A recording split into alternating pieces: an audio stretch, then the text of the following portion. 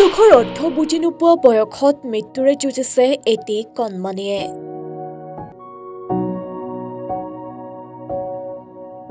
মাত্ৰ 9 বছৰ বয়সতে বিকল হৈ পৰিছে শিশুটিৰ দুয়োটা কিডনী। উন্নত চিকিৎসাৰ বাবে শিশুটিক প্ৰয়োজন কিছু আৰ্থিক সাহায্যৰ।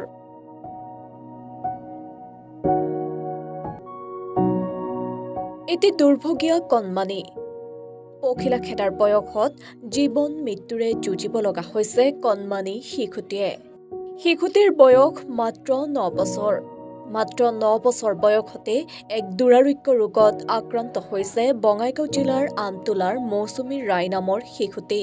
ক্ৰমাৎ বিকল হোৱাৰ পথত শিশুটিৰ দুয়োটা কিডনী।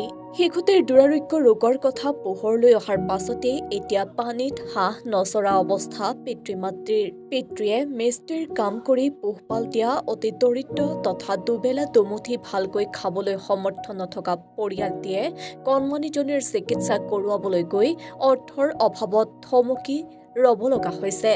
কেৱল টকাৰ অভাৱৰ বাবে বৰপেটা মেডিকেল কলেজত শিশুটিক ভৰ্তি কৰোৱাৰ পিছতো পুনৰ উভতাই আনিবলগীয়া পৰিস্থিতিৰ সৃষ্টি হৈছে।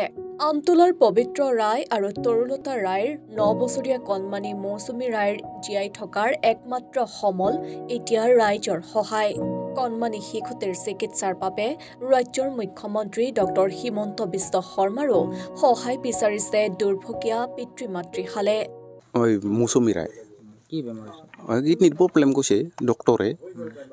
কিডনি প্ৰবলেম কৈছে এতিয়া আৰ আমিতো গম নাপাওঁ সেনেকৈ না ডক্টৰহে গম পাব। এই কিডনি প্ৰবলেম কৈছে কিন্তু আমাক ভালকৈ কোৱা নাই এইটো কথা। মানে আমি অলপ চিন্তিত থাকিম না সেইকাৰণে আমাক সেইকাৰণে ভালকৈ বুজি দিওঁ না আমাক। মানে হয়তো আমি কিবা একটা হ'ব পাৰোঁ না বাই চান্স কোৱাতে আমি ক'লে মানে হয়তো আমি কিবা একটা হ'ব পাৰোঁ আমি সেইকাৰণে মানে ডক্টৰে আমাক ভাঙি দিওঁ। কিমান দিন আগতে গম পাইছে? মোটামুটি 1 মাহ মানে হ'ল।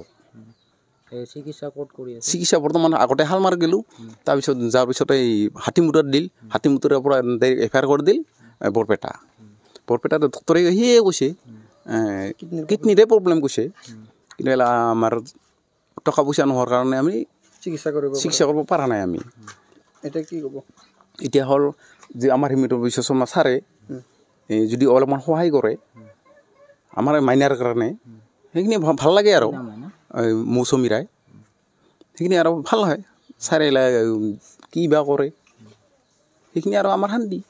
যদিহে কোনো সুহৃদয়বান লোকে শিশুটিক সহায় কৰিব বিচাৰে তেন্তে অসম গ্ৰামীণ বিকাশ বেংকৰ একাউণ্ট নং 712502600347 IFSC PUNB 0RRBAGBত সহায় আগবঢ়াব পাৰিব।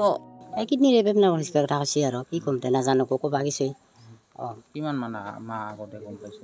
1 মাহমান হ'ল আৰু এতিয়া ক'ত চিকিৎসা কৰি? এতিয়া বৰপেটাত কৰি আছোঁ। আমাক সোমবাৰে যাব কৈছে। এতিয়া পইচাৰ অভাৱতে আধা চিকিৎসা কৰি লৈ আহিলোঁ। এতিয়া তাৰ দেউতাৰো কামানি নাই, মোৰো কামানি নাই, ময়ো যাওঁ হোটেলত কাম কৰবা। সদায় ৰাতিপুৱাই উঠিয়ে যাওঁ। এইবাৰ কাম পইচাৰ অভাৱত সেইকাৰণে লৈ অহা কৈছে। এতিয়া আৰু কি কৰিম এতিয়া উপায় নাই। এই মইনাজনীক চাই যদি আৰু একবাৰৰ কাৰণে আমাক মাফ কৰি দিয়ে। কেনেকৈ চিকিৎসা কৰি? ইমান দিন আৰু সেই ধাৰ দুবাৰ কৰি লৈ চিকিৎসা কৰিছিলোঁ। কামো বন্ধ হৈ গৈছিল। তাৰ দেউতাটো বহিয়ে থাকে, ময়ো যাওঁ হোটেলত কাম কৰবা। এতিয়া কাৰোবাক কিবা অনুৰোধ কৰিব খোজে নেকি? এতিয়া আৰু সেই হিমন্ত বিশ্ব শৰ্মাকে ক'লোঁ আৰু সেইখিনি সহায় কৰিবলৈ। এই মাইনাজনীক হেৰি কৰি আমাৰ বুকুৰ মোৰ হেৰিখিনি চাই আৰু কি ক'ম এতিয়া আৰু উপায় নাই, মই ক'বাই নকৰোঁ আৰু কি ক'ম আৰু আপোনালোকে কৈ দিয়া আৰু কি কৈছে মই। Bureau report, search the reality.